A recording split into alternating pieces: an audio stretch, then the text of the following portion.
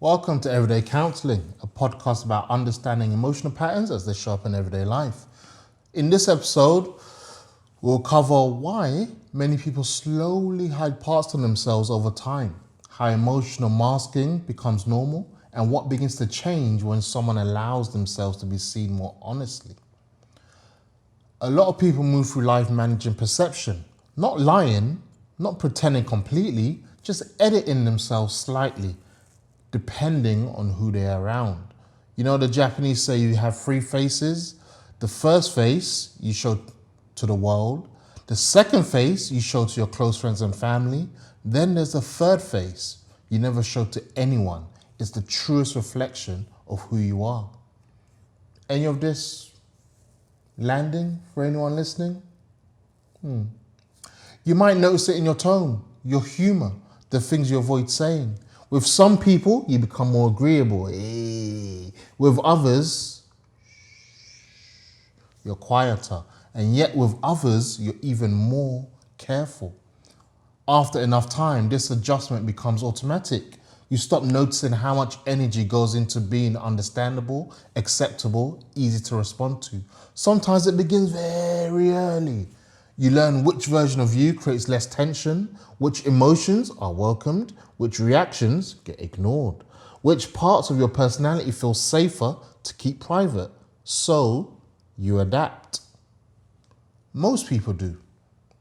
At work, someone might present as calm and highly capable while privately feeling overwhelmed most of the week.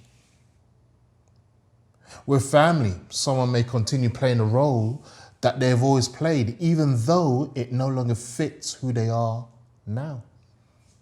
With friends, people often become known for one side of themselves, the funny one, the stable one, the listener, the strong one.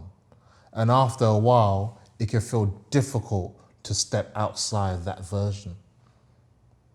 What kind of friend are you? Or you're a different friend in different friendship groups? Not because people are fake, because being fully visible carries a risk. If people see more of you, they may misunderstand you, disagree with you, expect different things from you. This is vulnerability in being seen clearly. You might recognize this feeling when you say something more honest than usual and immediately wonder if you share too much. Or when you stop smoothing over your reactions and suddenly feel exposed. For people who spend years managing emotional atmosphere, authenticity can feel unfamiliar at first, not freeing immediately, unsteady, because you're no longer controlling perception in the same way. You are allowing more natural responses to appear. That might mean admitting you're struggling instead of automatically saying you are fine. Or saying you felt hurt instead of acting unaffected. Or letting silence exist without rushing to make everything comfortable again. These are small moments externally. Internally, they can feel significant.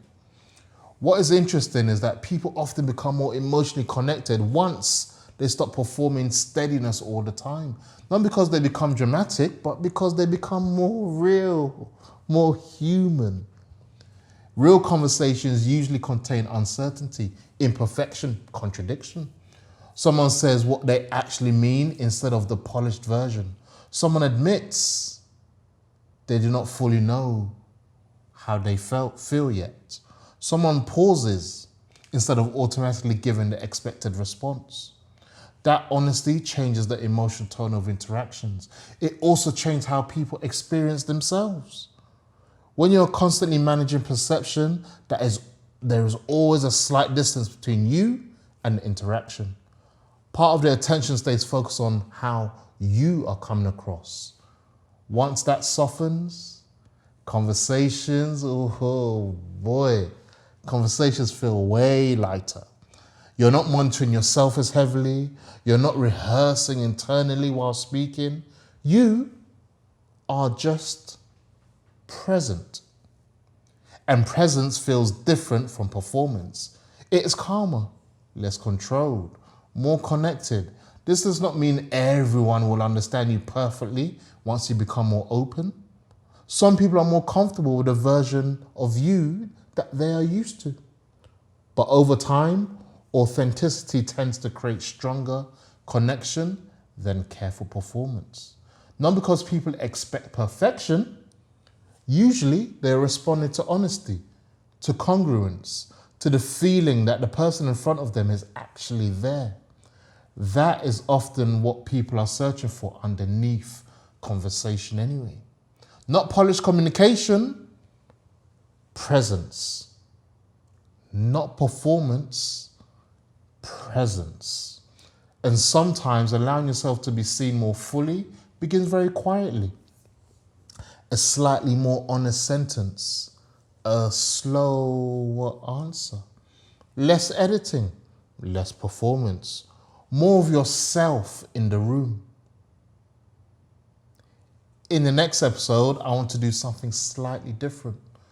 I want to speak more personally, share more about myself, where the podcast came from, and begin putting more presence behind the voice you've been listening to. Join me in the 100th episode, season 2, episode 1, and let's connect more and let me show you more of my human side. Thank you for listening. See you next time.